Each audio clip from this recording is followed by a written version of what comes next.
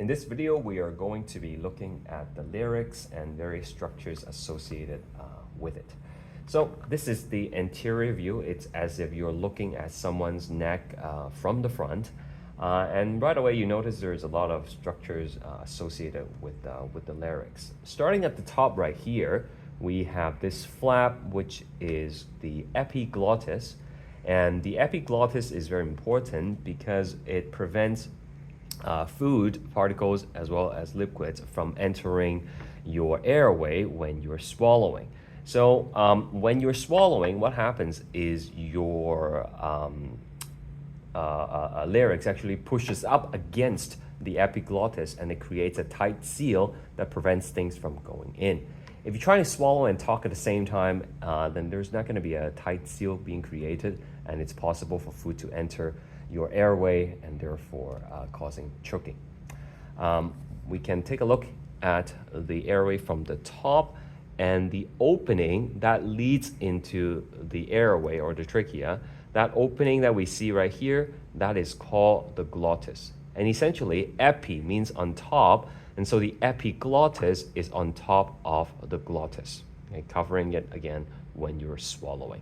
If you put your hands around your neck and you try to swallow, you can actually feel the larynx pushing up and creating the seal that I was talking about. Now, if you take a closer look here, you can also see two flaps right there.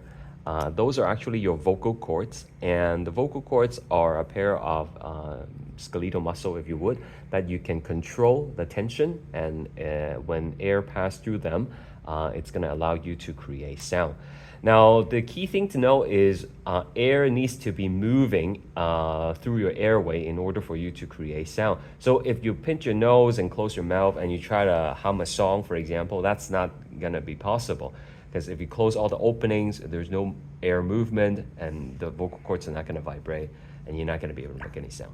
Now we can open this up, and we can see more clearly that there is one of your two vocal cords, okay? When the vocal cords are stretched, when the tension is higher, then that's going to create a high pitch, and when it's thicker, that's going to result in a lower pitch. So let's close this back up and take a look at other structures. There are various bones and cartilage that are there to reinforce the structure around the throat area. Starting here at the top, that is called your hyoid bone. Okay, remember hyoid bone is higher up in the throat area, and that creates a little bit of protection for that area.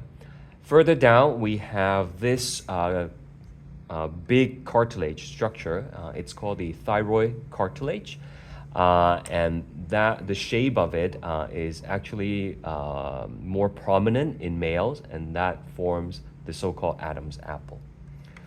Further down, we have another cartilage structure here. It's a little bit smaller, and that is called the cricoid cartilage. You see a big gland right here. That is actually your thyroid gland.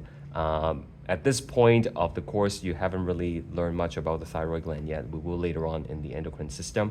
For now, just know that it is located here, and it makes hormones related to metabolism.